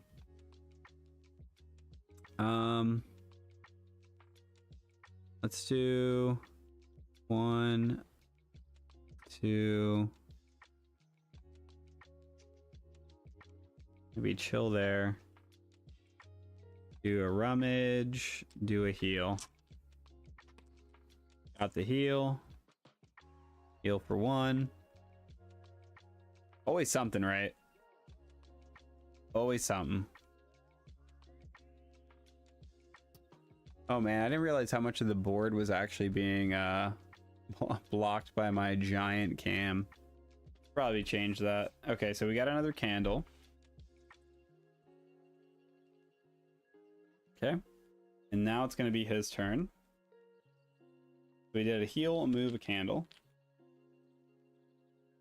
He got salt. Vagrant's in the same train car as gain the shakes. Vagrant adjacent to edge or terrain in any car lose 2 humanity. Bro, leave the old man alone. Please. Ridiculous. So he's gonna gain the spooks. Or the shakes. So the shakes lower your move value by 1.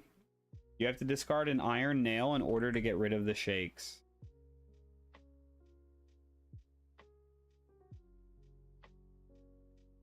And that was salt, which did have a movement of 1. So he's gonna move towards the candle. Oh man, that sucks. Because now I am extremely slow on this guy. So I'm gonna get rid of a nail to get rid of the shakes, unfortunately. And we are almost about to push the round because of that, which is unfortunate. And I did heal a second paint effect. So now the turned faces gains 5 humanity. Gain 1 coin during the camp phase. Hell yes. He is 1 away from being defeated. So, knowing that, we're going to go ahead and move 2. 1, 2. We don't have the slow anymore. We're going to go ahead and use our last nail. And we're going to do 2 humanity. And he is healed. GG. I 100% messed up some rules. Good and bad. But, damn.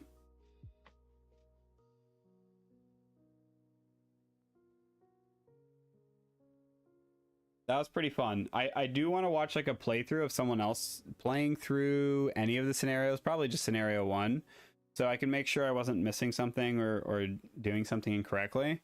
I definitely think I messed up the candle. I don't know if I'm supposed to take my turn after I get wounded. That could have been messed up. And I mean, I think that was pretty much it. The range thing I was unsure of, but then I figured that out. And this ritual was really cool because I feel like this is one of those where if I played the game again, if I did scenario 1 again, I would understand how he converts and how to get him to teleport from car C to A to trigger this. And if we did trigger it, the turn faces would gain 5 humanity, all vagrants gain 2 humanity, and gain 1 coin to use during the camp phase. So I definitely could have like ensured that I proc that. Yeah, this is really cool. Yeah, this game's a lot of fun, and the fact that there's a lot of scenarios, like this is the scenario book. There's a lot. There's a lot going on in here, and this game's always had really good like word of mouth I always heard nothing but great things about it. The art is fantastic. The acrylics are amazing. I love like the color of the board, like it really sticks out. And the characters are very, very different. Oh my god, I wasn't even really using my... Oh no, I did. So he could hold an additional junk, which never came into play. And when you would gain humanity, you may have a vagrant within a range of 2 gain instead. So that I didn't really have too many scenarios of that. But I like this token system. Like it's like the Kinfire token system, but it's not it doesn't decide who gets to go, but instead it gives you like additional abilities, and the ones that are really, really powerful or super effective, if those get used, then it's going to make him cycle quicker, which has negative effects on you. So like you get rewarded for like gathering those, and some characters are more effective with them, but he's also drawing them every time, so like you might as well use it. Like you don't want to like sit on them for too long. I don't know, the system works really well, and I think it's like it's very similar to Kinfire, but it's not like, oh, you can only play when your chit is drawn or something. And I love how all of the events were like, I could never tell what was going to happen, good or bad. And yeah, this is the first one, so they only get, you know, more and more interesting as you go. This is the stack of ritual cards. I had 3 rituals this run that were side objectives, and there's all of the, like, these are all for different missions. So like this game has tons of encounters and tons of replay value, and I think it goes up to 4 players. So yeah, these are also the other acrylics. So I'm not looking like super hard, I'll just kind of like show these a little bit. But it's like all the different ghosts and some of the other characters that you can pick as well. They all look really cool as well. But yeah. Sorry for the pausing, sorry for the learning along the way. It was my first time, but now that I've gotten it under my belt, I want to play it again immediately and not have long pauses and forget how to do this, because this is one of those games that I bought at my first MagFest because it looked fucking cool, and then I never played it. And I remember I wanted to, and I opened the rulebook and I was completely overwhelmed, and that's why I didn't play it. So I'm just happy that I got it out, and even if it was kind of a scuffed run,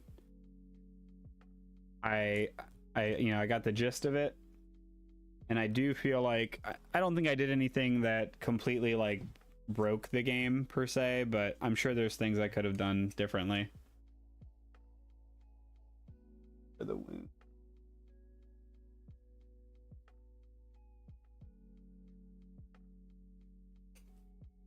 These guys. Back the rituals, and this was absolute chaos in the box when I opened it, so it'll be nice for it to not be like that.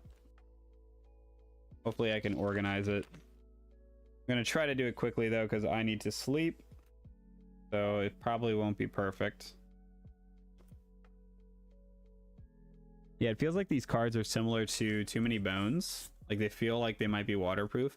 Oh, also, if you get wounded on all your abilities, you do flip over and you actually turn into a ghost, where your abilities will shift. Like you won't be as useful. Actually, I don't know. Some of the things are actually very powerful, but it's an interesting thing. Like if everyone turns into a ghost, you lose. But if some of your party turns into a ghost, like you can still be helpful to your team.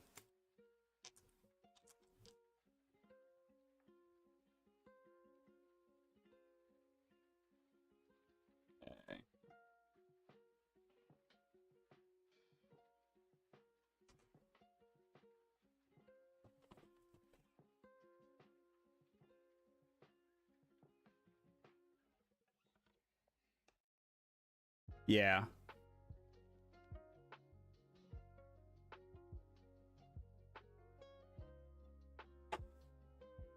Put those guys there.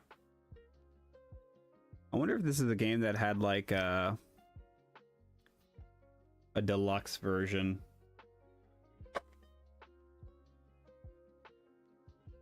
I also love the I don't know why, but this just makes me I just think this is so cool how they like start off like kind of happy, and then there's a different thing for each ghost that triggers them to kind of get like pissed off, and then they're just out, they just become like bloodthirsty. Like there's just like that switch during the encounter, and it's like, oh shit.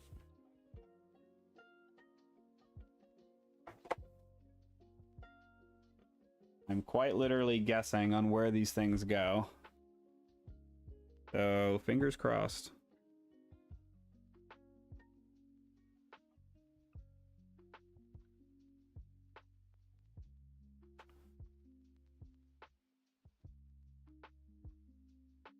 Luigi's Mansion, yeah. Yeah, this was one of the first, I think this may have been like the first boss battler game that I ever heard of, like hearing that type of genre of board game. And then I saw the art and I was like, yes. Like all I could think about was Cuphead when I saw it. And I was so on board, and I was still very, very new to the hobby. And I just remember bringing it home, opening it, and just being like absolutely overwhelmed just looking at the rules. Like it was nothing that anything I've ever seen before. And I was like, yeah, I don't know about that.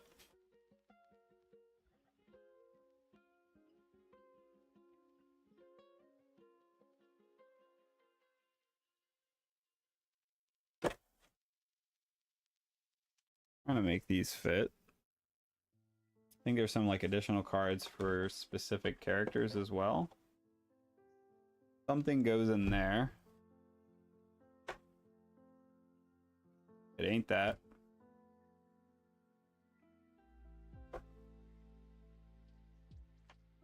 There's no way I'm putting this away right.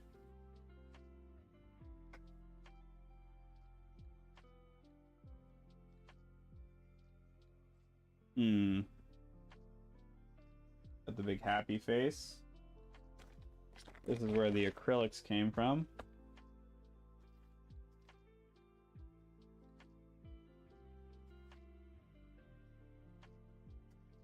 Oh, I almost hit my head right on that.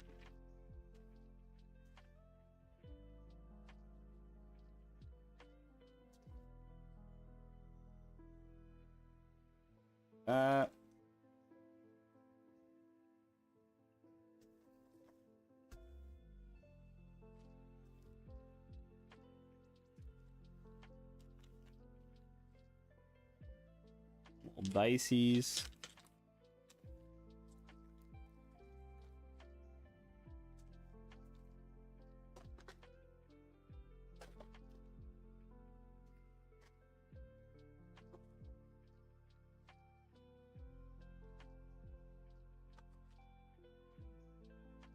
These spots don't make a lot of sense.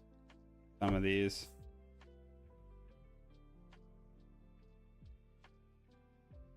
Feel like that goes there.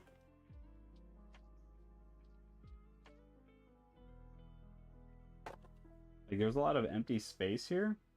I don't know if these just kind of settle in here.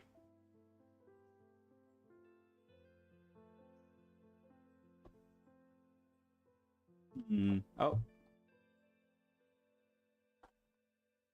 One of them.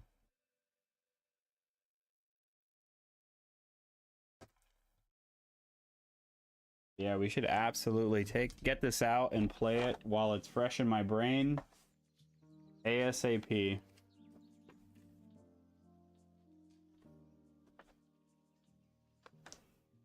Okay, so that fits there. I think these guys can fit down here.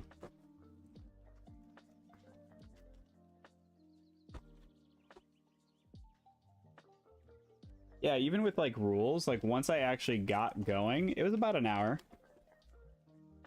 Like it was probably a little bit less than an hour of like actual playtime. But yeah, that was pretty accurate. Oh, I forgot the oh, these tokens go in there. That's why that slot was empty. Definitely some long pauses while I was trying to get some rules clarified and such, but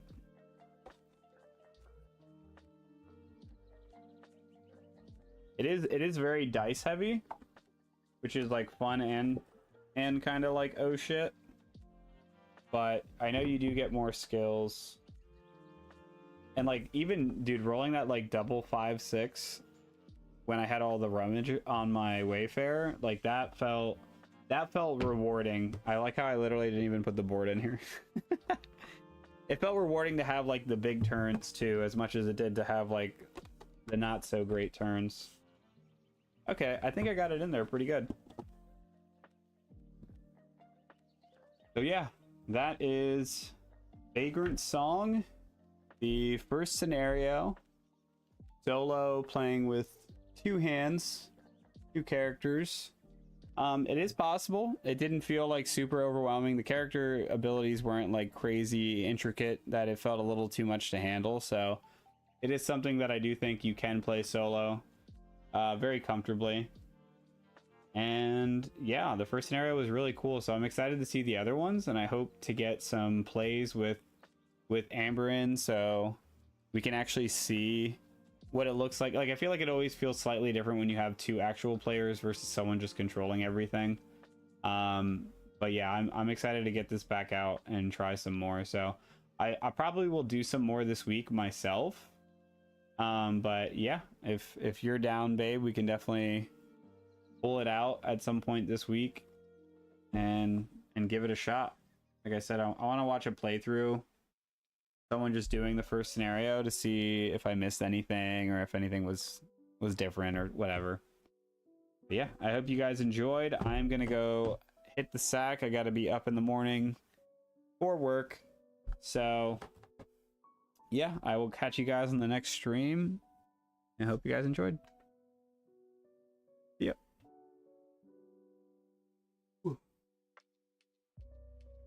I got to see, this is where I got to get my stream deck so I can like have a cool exit instead of like, hold on one sec.